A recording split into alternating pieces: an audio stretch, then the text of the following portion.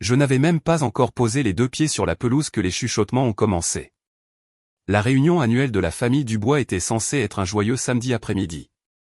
De la fumée de barbecue dans l'air, des enfants qui courent partout, les drames habituels entre cousins. Mais à l'instant où je suis sorti de mon VTC, les conversations se sont brusquement interrompues, comme si quelqu'un avait appuyé sur le bouton « Silence ». Puis tous les regards se sont posés sur moi. Avant de commencer, laissez un commentaire pour nous dire d'où vous venez et de quelle ville vous regardez nos vidéos. Et après avoir regardé toute la vidéo, n'oubliez pas de nous dire ce que vous feriez dans cette situation. Soyez honnête. Dites-le moi dans les commentaires ci-dessous. Nous lisons chaque commentaire. Commençons. J'ai quand même forcé un sourire. Salut tout le monde.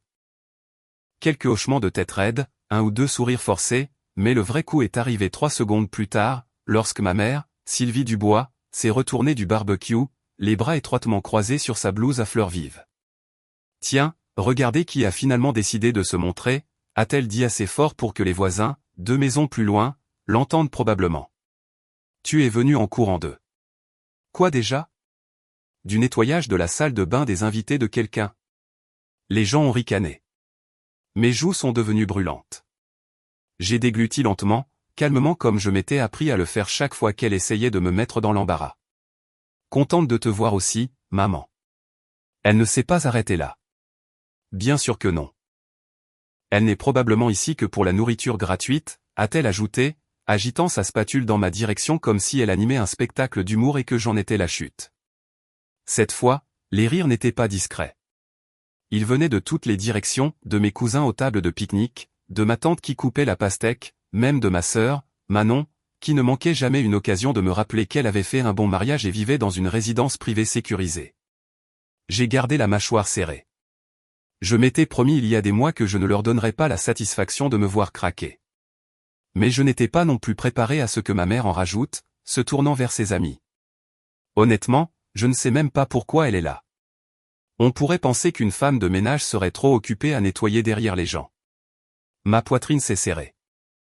Elle savait exactement ce qu'elle faisait. Elle l'avait toujours su.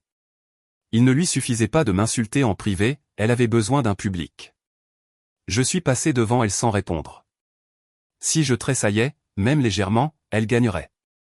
Je me suis dirigé vers la longue table de pique-nique à l'ombre où étaient assis certains de mes plus jeunes cousins. Peut-être que je pourrais me fondre dans la masse et faire comme si tout allait bien. Puis Manon s'est approchée en glissant, ses lunettes de soleil de créateur perchées sur sa tête et sa manucure parfaite brillant au soleil. Elle m'a bloqué le passage comme un agent de sécurité à un événement VIP. Eh bien, a-t-elle dit, en me jetant un regard lent et exagéré. Tu as l'air à l'aise. Sa voix enrobait l'insulte de sucre, mais elle n'en était pas moins blessante. Elle parlait de ma simple robe d'été bleue, celle que j'avais achetée en solde parce qu'elle m'allait bien et ne se froissait pas facilement pendant mes longues heures de travail. Je ne suis pas venu ici pour un concours de mode, ai-je répondu en faisant un pas de côté. Manon a imité mon mouvement, me bloquant à nouveau. Bien sûr que non. Tu es venu pour la nourriture. Maman avait raison. Derrière elle, 2 de mes cousines ont essayé de retenir leur rire. J'ai senti la piqûre, mais j'ai gardé une expression neutre. Excuse-moi. Quand j'ai enfin atteint une place au coin de la table, j'ai pris une profonde inspiration. J'avais survécu à des moments pires. J'avais survécu à des années de cela, honnêtement. Être traité comme la déception de la famille, être comparé à ma sœur à chaque fête, m'entendre dire que je visais trop bas et que j'aurais dû épouser quelqu'un qui pourrait prendre soin de moi. Mais ils ne connaissaient pas la vérité que je ne luttais pas comme ils le supposaient. Ils ne connaissaient pas les sacrifices que j'avais faits. Ils ne savaient rien de ma vie personnelle. Et la seule chose que je protégeais par-dessus tout, mon mariage. La plupart des membres de ma famille ne savaient even pas que je m'étais marié l'année dernière. J'avais gardé la cérémonie simple, juste lui, moi et la mairie. Pas d'invitation, pas de drame, et honnêtement, personne ne s'était assez soucié de ma vie pour le savoir. Ils se contentaient parfaitement de supposer que j'étais une femme de ménage solitaire nettoyant les comptoirs d'inconnus. J'étais en train de boire une gorgée de limonade, regardant ce jardin plein de gens qui me traitaient comme un bruit de fond, quand la voix de ma mère a de nouveau retenti. Alors, ma chérie, a-t-elle appelé à travers le jardin comme si elle animait une émission de retrouvailles de télé-réalité. Dis-nous, le manoir de qui vas-tu nettoyer la semaine prochaine? Où est-ce que tu t'es enfin fait virer de quelque part encore une fois? Les gens me regardaient, attendant de savourer l'humiliation. Ma colonne vertébrale s'est raidie. Je travaille toujours, ai-je dit, en gardant un ton égal. Et je suis bonne dans ce que je fais. Cela a déclenché une autre vague de rire. Ma tante a failli s'étouffer avec son thé glacé. Ma mère a tapé du pied de manière théâtrale. Bonne à nettoyer les sols? Ma chérie, ce n'est pas quelque chose dont on se vante. J'ai serré les poings sous la table, mes ongles s'enfonçant dans mes paumes. Le pire n'était pas les insultes. C'était le fait qu'il voulait que j'aie honte d'un travail honnête. Il pensait réellement que la valeur d'une personne se mesurait au prix de ses vêtements ou au nombre de zéros sur son compte en banque. Et je savais, au fond de moi, qu'il se moquait de moi parce qu'il croyait qu'il ne me verrait jamais gagner. Il croyait que ma place était en dessous d'eux. J'ai gardé les yeux sur ma limonade alors que Manon s'approchait et disait à voix haute, « Tu as au moins un petit ami maintenant? Ou tu es trop occupé à porter des seaux de serpillière ?» Ses amis ont gloussé derrière elle. Je n'ai pas levé les yeux. Je ne me suis pas laissé réagir, mais mon silence n'a fait que les motiver. Un cousin a dit, « Je parie qu'elle est encore venue en VTC. Elle ne peut même pas se payer sa propre voiture. » Un autre a ajouté, « J'ai entendu dire qu'elle loue une chambre. » Une seule chambre.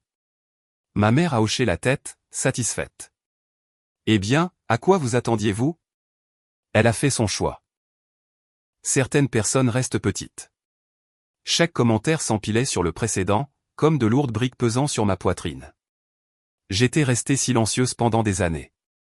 J'avais avalé chaque insulte, chaque blague, chaque ricanement. Mais aujourd'hui, c'était différent.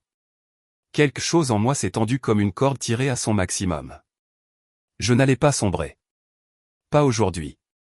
Pourtant, j'ai retenu ma respiration, comptant jusqu'à 5. La meilleure vengeance vient en silence. Calmement. Sans prévenir.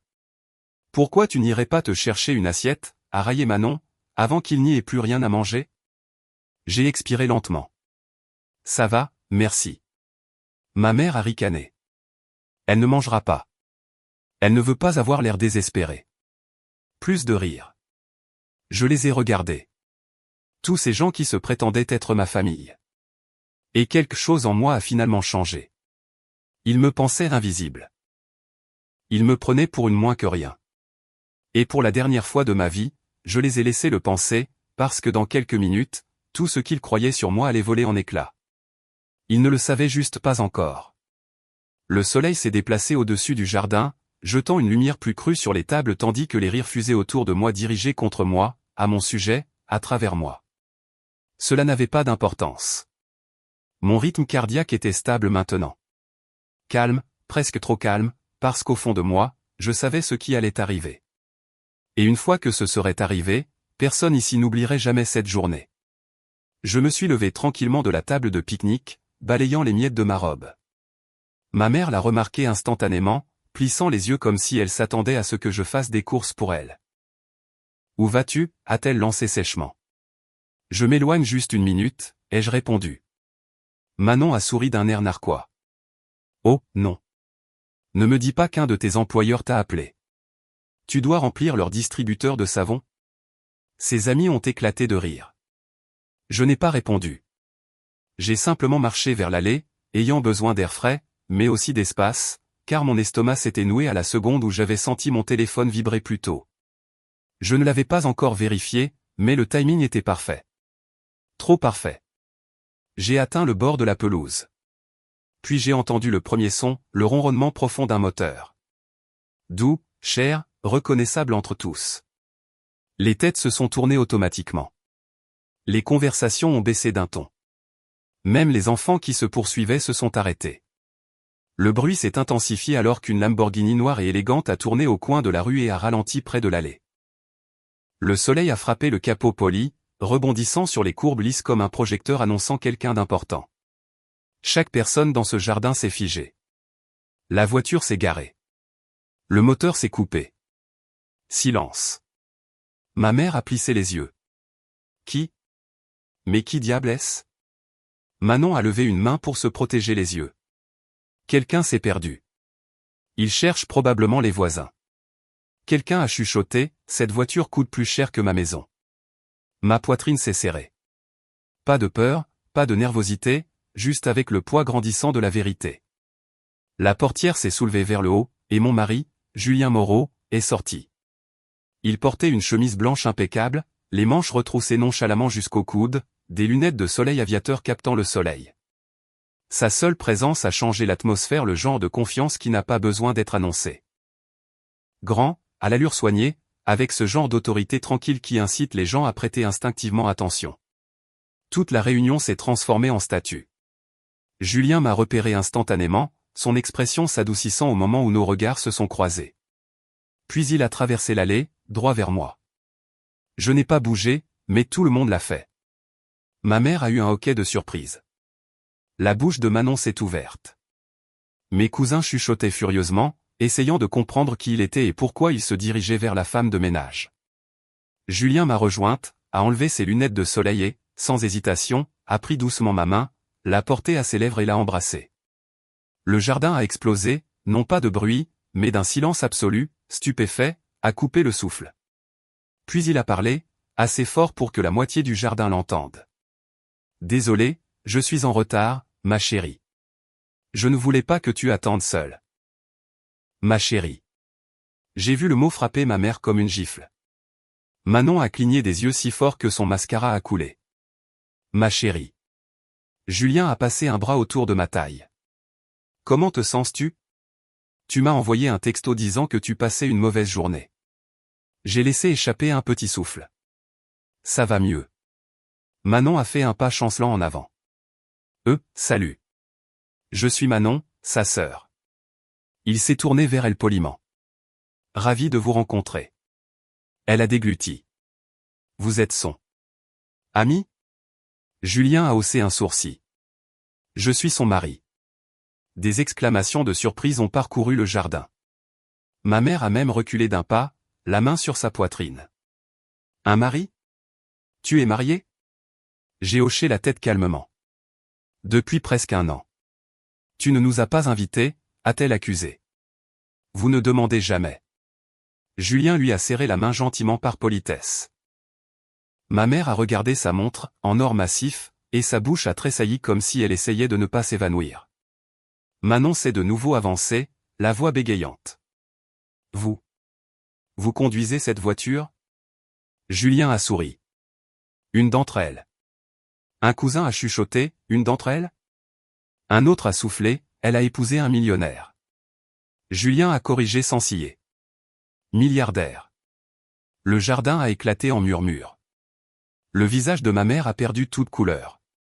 Il l'a regardé droit dans les yeux calmes, respectueux, mais fermes. Ma femme mérite le respect. Elle travaille dur, elle a bon cœur, et elle ne prend jamais personne de haut. C'est pour ça que je l'ai épousée. Ma gorge s'est nouée. Manon avait l'air d'avoir avalé sa langue. Julien m'a attiré plus près de lui. Prête à partir, mon amour? J'ai hoché la tête. Alors que nous marchions vers la voiture, les gens se sont précipités pour s'écarter comme si la royauté passait. Ma mère a tendu la main désespérément. Attends, ma chérie. Mon cœur. Pourquoi ne nous as-tu rien dit? Je me suis arrêté juste assez longtemps pour la regarder. Vous ne vous êtes jamais assez soucié de moi pour le demander. Et pour la première fois de ma vie, elle n'a rien trouvé à dire. Julien m'a ouvert la portière passager, et la porte en élytre s'est levée comme une aile. Les gens se sont massés sur les bords de la pelouse, essayant de faire semblant de ne pas regarder, mais échouant lamentablement. Ma mère était figée, une main sur son tablier, les yeux rivés sur la Lamborghini comme si c'était un vaisseau spatial. Avant de monter, je me suis retourné.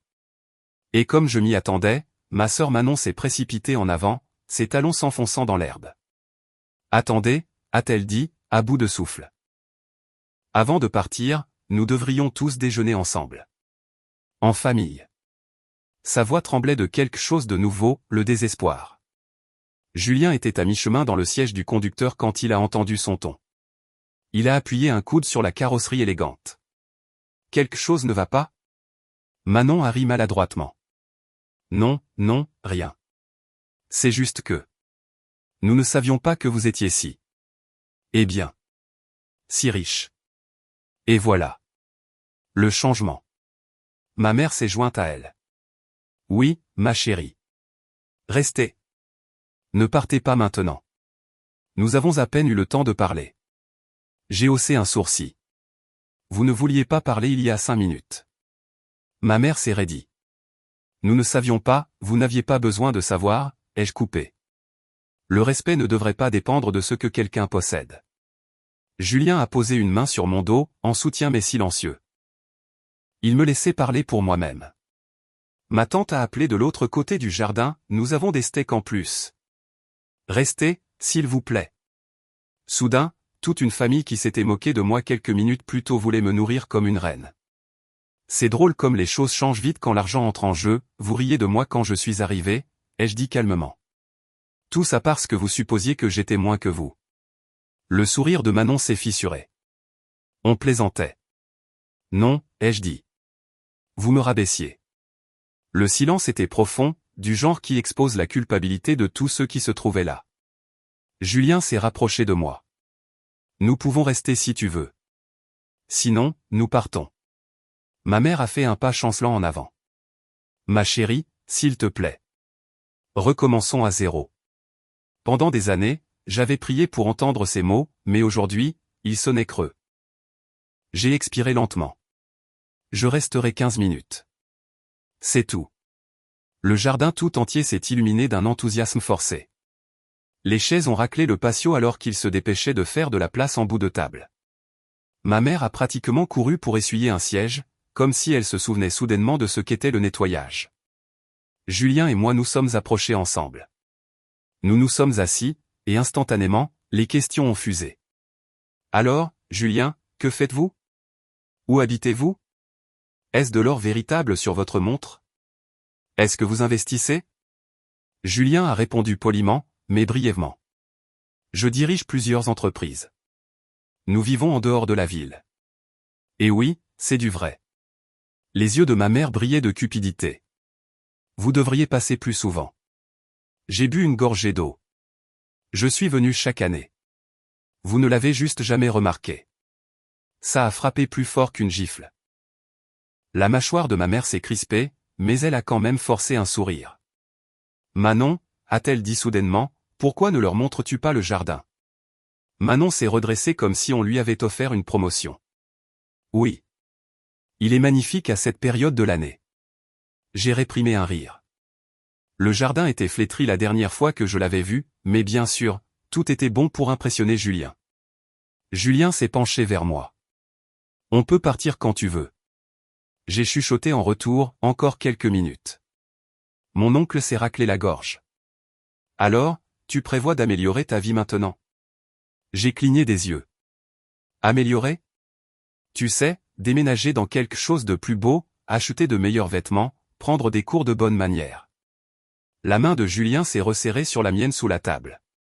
Elle n'a absolument rien à changer, a-t-il dit, sa voix basse mais ferme. Mon oncle s'est tu instantanément. Manon a ri nerveusement. Sans vouloir vous offenser. On veut juste dire que. Elle s'est mariée au-dessus de sa condition. Julien s'est redressé, l'air a changé. En fait, je me suis marié avec mon égal. Ma femme est mon égale. Les gens se sont figés comme des statues. J'ai ravalé une boule d'émotion. Personne ne m'avait jamais défendu comme ça. Pas une seule fois dans toute ma vie. Mais tout a basculé quand ma mère a posé la seule question qu'elle n'aurait pas dû. Alors, Julien, sa voix dégoulinant d'une fausse douceur, pourquoi ne nous avez-vous pas dit que vous l'aviez épousée? Julien a souri, mais c'était un sourire froid. Parce qu'elle m'a raconté comment vous la traitez.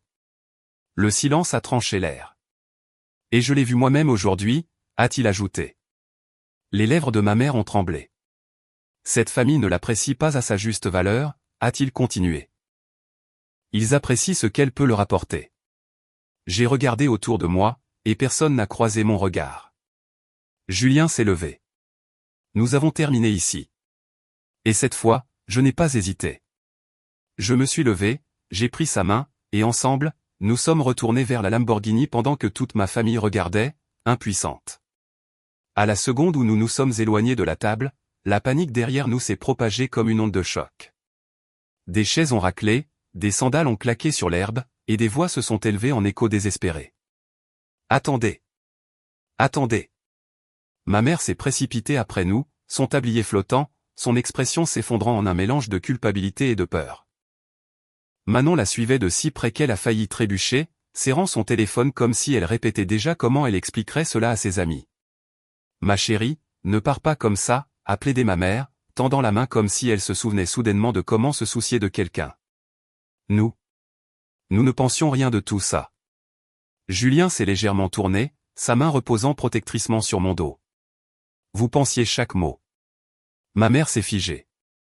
Et maintenant, a-t-il continué, vous êtes seulement désolé parce que vous avez vu la voiture. La voix de Manon s'est brisée. Non, ce n'est pas vrai.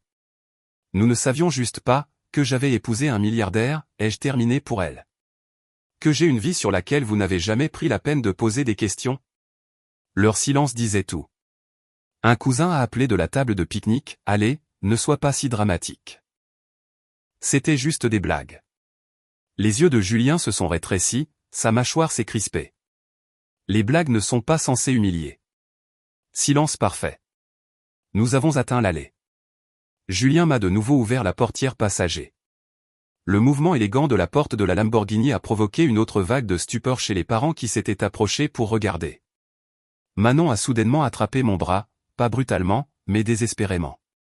S'il te plaît, je suis désolé. D'accord ? Je n'aurais pas dû rire. J'ai doucement retiré mon bras. Tu as ri de moi toute ma vie. Son visage s'est décomposé. Donne-nous juste une chance de réparer ça. J'ai secoué la tête. On ne répare pas des années de manque de respect en 15 minutes. Ma mère s'est ensuite avancée, la voix tremblante. Ma chérie, je n'essayais pas de te faire de mal. Mes yeux me piquaient, non plus de tristesse, mais de clarté. Tu ne réalises jamais que tu me fais du mal parce que tu ne t'es jamais assez soucié de moi pour arrêter. Elle a ouvert la bouche, puis l'a refermée. Plus d'excuses. Julien s'est penché près de mon oreille et a chuchoté doucement, tu ne leur dois rien. J'ai hoché la tête. Il a contourné la voiture. Ma mère a paniqué. Attendez. Peut-on au moins se revoir correctement? Sans tout ça? J'ai pris une inspiration, stable et calme. Tu peux m'appeler, ai-je dit. Si tu veux parler respectueusement. Pas pour ta convenance, pas pour te vanter auprès de tes amis, mais parce que tu veux sincèrement une relation. Ses yeux ont vacillé avec quelque chose de réel. La honte, peut-être, ou la compréhension que le pouvoir qu'elle avait toujours eu sur moi avait finalement disparu. J'aimerais ça, a-t-elle murmuré. J'ai fait un petit signe de tête. Alors on verra. Mais cela n'effaçait pas les dégâts. Ils devaient ressentir les conséquences de leurs actions, et c'est ce qui est arrivé. Je suis monté dans la voiture, m'installant dans le cuir souple. Julien a abaissé la porte à moitié, puis s'est arrêté, regardant droit ma famille. Elle mérite mieux, a-t-il dit simplement, et je veillerai à ce qu'elle l'obtienne. Il a fermé la porte. Le moteur a rugi doux, puissant, attirant l'attention de tous ceux qui étaient encore figés sur la pelouse. Alors que Julien s'engageait sur la route, ma famille se tenait en une ligne silencieuse, regardant la traînée de poussière derrière nous. Plus personne ne riait. Plus personne ne chuchotait. Plus personne ne me regardait de haut. Pas maintenant. Plus jamais. Une fois que nous fûmes à quelques rues de là, j'ai enfin expiré. Julien s'est penché, a pris ma main et a embrassé mes phalanges de la même manière qu'il l'avait fait devant tout le monde. Ça va, a-t-il demandé doucement. Pour la première fois depuis des années, j'ai dit en souriant doucement, oui, vraiment. Il a repoussé une mèche de cheveux derrière mon oreille. Tu as été incroyable aujourd'hui. J'ai juste dit la vérité. Et tu t'es défendu, a-t-il dit. C'est ça qui compte. Je me suis adossé, me sentant plus légère que je ne l'avais été depuis une éternité. Merci d'avoir été là. Il a serré ma main. Toujours. Nous avons traversé la ville dans un silence confortable. Mon cœur calme, mon esprit clair. La réunion était derrière moi. Le manque de respect, les moqueries, les années de jugement, tout était derrière moi. Je n'étais plus la honte de la famille. Je n'étais plus la cible silencieuse des blagues. Je n'étais pas la femme de ménage. J'étais une femme avec de l'amour-propre, une femme avec de l'amour, une femme avec un avenir qu'elle avait construit sans leur approbation. Quand nous sommes arrivés chez nous, une maison chaleureuse et moderne nichée derrière de grands chênes, Julien s'est garé et s'est tourné vers moi avec un grand sourire. « Prête pour une vraie réunion ?» a-t-il demandé. J'ai ri. Absolument. Nous sommes entrés ensemble, main dans la main, laissant derrière nous la version de moi-même qu'ils avaient essayé de définir. Ma fin heureuse n'est pas venue d'une voiture ou de l'argent. Elle est venue du fait de m'être enfin choisi. Et c'était la chose la plus précieuse que j'ai jamais faite.